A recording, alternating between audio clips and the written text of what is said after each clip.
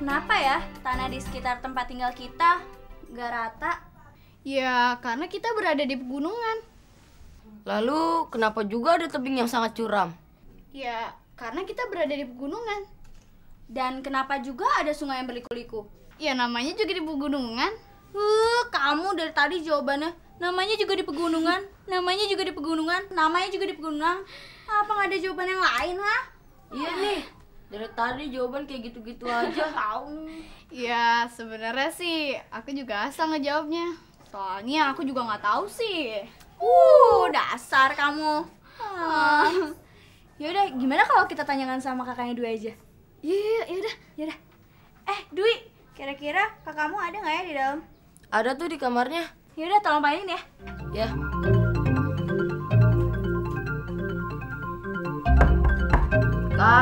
Kakak.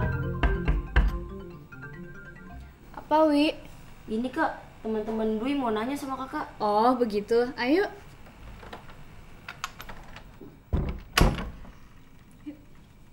Dwi. Kalian, ada apa?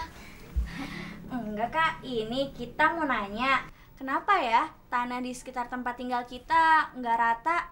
Oh, begitu ya. Bumi yang kita tempati sebenarnya berbentuk bulat. Kita ibaratkan seperti bola, tetapi di dalam permukaannya tidak rata. Coba Dwi, tolong ambilkan globe yang ada di meja kakak. Iya kak.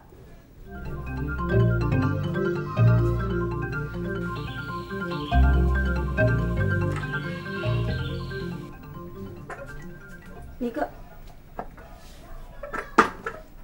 Kak, berarti kalau bumi bulat seperti globe ini, jika kita jalan terus-menerus ke arah selatan, berarti nantinya kita akan kembali ke tempat asal kita ya, Kak? Iya, benar. Tetapi prosesnya membutuhkan waktu yang lama karena jaraknya yang berjuta-juta kilo. Apalagi kalau kita jalan kaki. Pasti membutuhkan waktu yang lama daripada naik pesawat terbang. Wah, berarti bumi kita ini besar juga ya, Kak? Ya, betul. Nah, kita anggap globe ini seperti bumi. Sekarang kalian bayangkan permukaan bumi tidak rata. Ada lautan, pantai, dataran rendah, dan pegunungan yang menjulang tinggi. Sedangkan di pegunungan yang tanahnya masih tidak rata, masih terbagi lagi menjadi ada tebing, ada jurang, ada sungai yang berliku, jalan yang berliku, dan banyak pohon. Tapi susah juga ya kak membayangkannya. Ya, begitulah kalau nggak menyimak. Emangnya kamu bisa? Enggak. Nggak bisa aja ngatain orang. Tahu nih kamu so tau banget sih. Sudah jam bertengkar. Bagaimana supaya kalian paham, kita buat gunung-gunungan dari tanah yuk di halaman depan. Ya udah deh, yuk.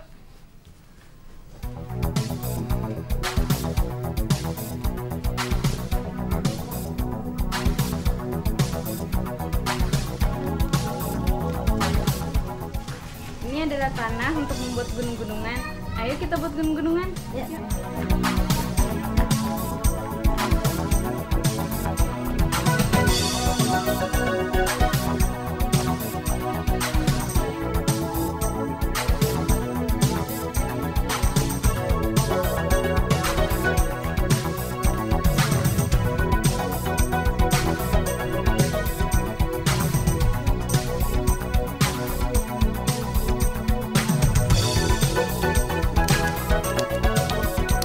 Bagaimana Eka, Dwi, dan Tri dari praktek membuat gunung-gunungan ini? Apakah kalian sudah punya gambaran yang sesungguhnya? Sudah kak.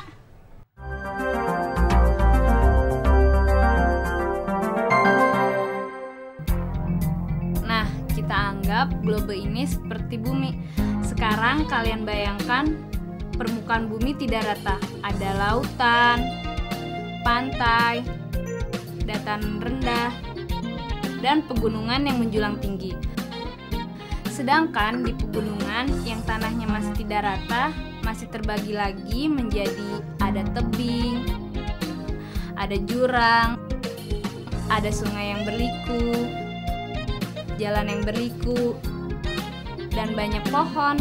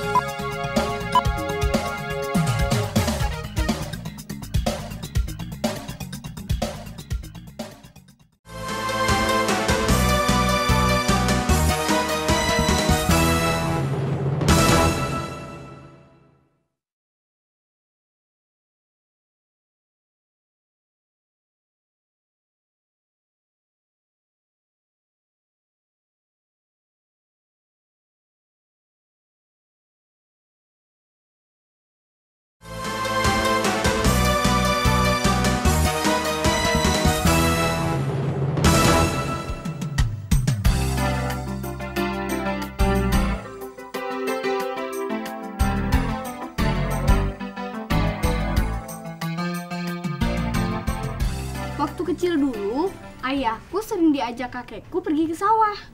Ya, itu sih jadul. Hah? Jadul. Apaan tuh jadul? Jadul itu zaman dulu. Wah, asik juga ya jadul itu. Kita yang hidup di zaman sekarang udah gak bisa merasakannya lagi. Yang ada hanyalah gedung-gedung dan rumah saja. Waktu kecil dulu, ayahku tinggal di dataran rendah. Wah, asik juga ya hidup di dataran rendah seperti masa kecil ayahmu. Kamu pasti sering diceritakan tentang pengalaman masa kecil ayahmu. Bisa diceritakan sedikit? Bisa.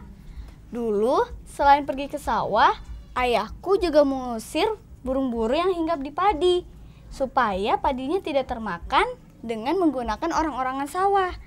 Di sore hari, beliau juga sering mandi di sungai. Wah, pokoknya asik banget deh. Wah, asik juga ya. Jadi ingin hidup di masa lampau yang tinggalnya di dataran rendah.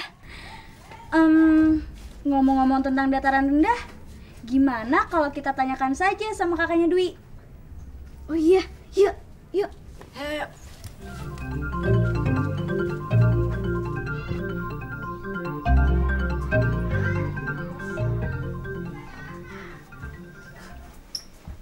Kak, Ada apa, Dwi? ini teman-teman Dwi mau nanya, gimana sih keadaan di daerah dataran rendah?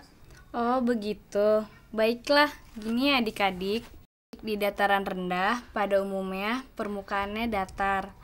Jika kita ingin melihatnya, cobalah untuk memanjat pohon di sekitar lapangan yang sedikit tinggi. Nah, di sana kita akan melihat hamparan datar yang luas. Di dataran rendah juga ada sawah. Jika kita memandangnya, tentu akan berbeda dengan di daerah pegunungan yang sedikit menggelembung seperti ada lingkaran. Kenapa demikian? Karena jika kita melihat sawah di dataran rendah, kita seperti berada di atas permukaan yang datar dan luas. Oh, begitu ya, Kak? Iya. Wah, jadi tambah pengetahuan deh saya. Iya, di dataran rendah juga ada sungai, tetapi tidak berkelok-kelok seperti di pegunungan, melainkan lurus. Itulah ciri-ciri sungai di dataran rendah. Jika ada seseorang naik perahu atau berenang, kita bisa melihatnya dengan jarak yang sangat jauh, karena sungainya tidak berkelok-kelok. Wah, asik juga ya, Kak. Berarti kalau Dwi berenang di sungai, kita bisa melihatnya. Iya. Memangnya kamu bisa berenang, Wi? Bisa, Gaya apa? gaya batu. Kakak lanjutkan lagi ya. Iya, Kak. Iya, Kak. Di dataran rendah, jalannya berbeda dengan di pegunungan. Jalan di dataran rendah terlihat lurus dan datar tentunya.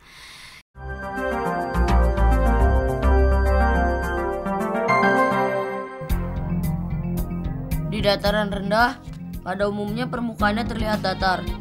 Jika kita ingin melihatnya, cobalah untuk memanjat pohon di sekitar lapangan yang sedikit tinggi. Nah, pasti kita akan melihat hamparan dataran yang luas. Di dataran rendah juga ada sawah. Jika kita memandangnya, tentu akan berbeda dengan di daerah pegunungan yang sedikit menggelembung seperti ada lingkaran. Kenapa demikian? Karena jika kita melihat sawah di dataran rendah, kita seperti berada di atas permukaan yang datar dan luas. Di dataran rendah juga ada sungai, tetapi sungai di sana tidak berkelok-kelok seperti di pegunungan, melainkan lurus. Itulah ciri-ciri sungai di dataran rendah. Dan jika ada seseorang yang naik perahu atau sedang berenang, kita bisa melihatnya dengan jarak yang sangat jauh, karena sungainya tidak berkelok-kelok. Di dataran rendah, jalannya berbeda dengan di pegunungan. Jalan di dataran rendah terlihat lurus dan datar tentunya.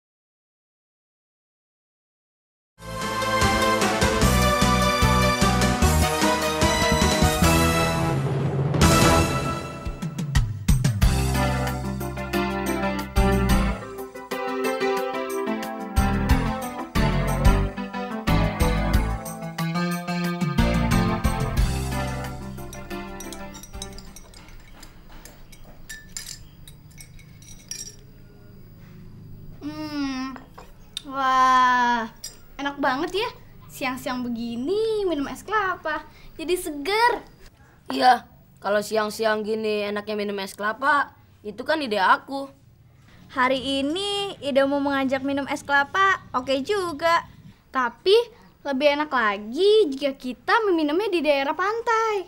Iya. Oh iya, sebulan yang lalu aku ke pantai sama ayah sama ibu. Nah, terus kita minum es kelapa. Segar banget saat itu. Oh iya, bagaimana kalau kita tanya lagi sama kakakku? Bagaimana keadaan daerah pantai? Wah, idemu bagus tuh. Yaudah, tapi kita habisin dulu ya es kelapa ini. Iya. Oh, kalian mau bertanya lagi? Betul, Kak. Kita ingin menanyakan tentang keadaan di daerah pantai. Sebetulnya keadaan di daerah pantai itu seperti apa? Baiklah, adik-adik tahu tidak kalau di daerah pantai tanahnya sangat datar. Tanah di daerah pantai sangat datar dan tidak naik turun, dan juga jalanannya sangat datar.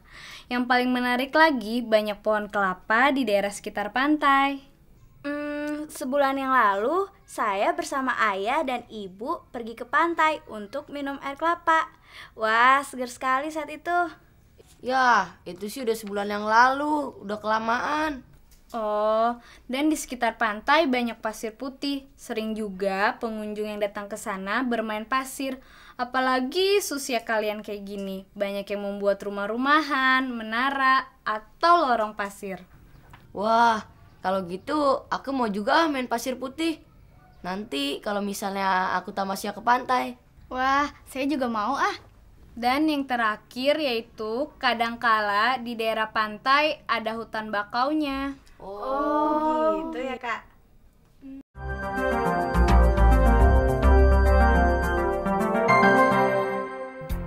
Teman-teman tahu tidak, kalau di daerah pantai, tanahnya sangat datar. Tidak naik turun, juga jalannya lurus dan datar. Yang paling menarik lagi, di sekitar daerah pantai banyak pohon kelapa. Selain itu, di sekitar pantai banyak pasir. Sering juga pengunjung yang datang ke sana bermain pasir dan membuat aneka bentuk mainan dari pasir. Dan yang terakhir, yaitu kadangkala di daerah pantai ada juga hutan bakaunya.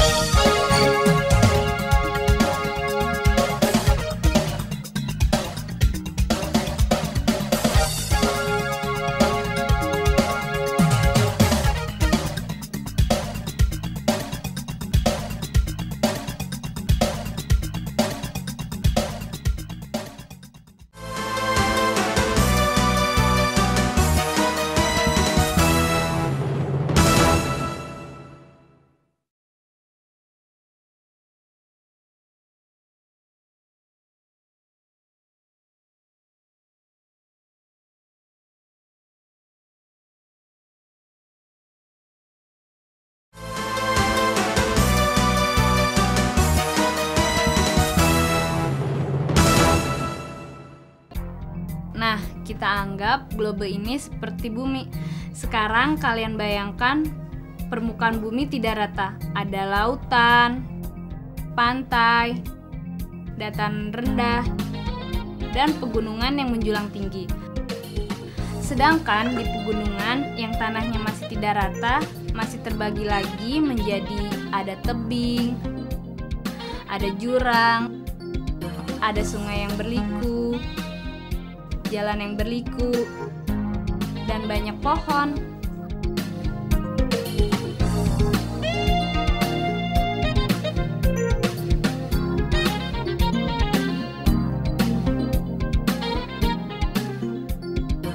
Di dataran rendah, pada umumnya permukaannya terlihat datar.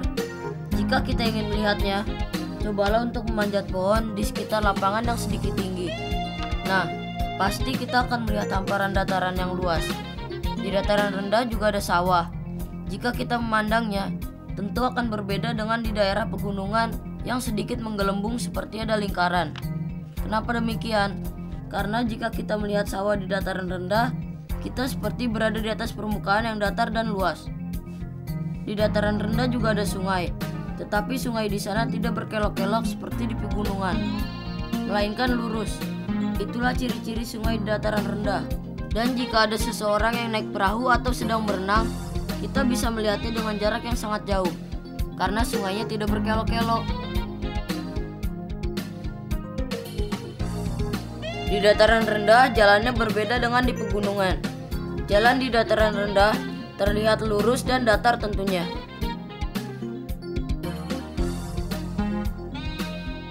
Teman-teman tahu tidak, kalau di daerah pantai, tanahnya sangat datar. Tidak naik turun, juga jalannya lurus dan datar. Yang paling menarik lagi, di sekitar daerah pantai banyak pohon kelapa. Selain itu, di sekitar pantai banyak pasir.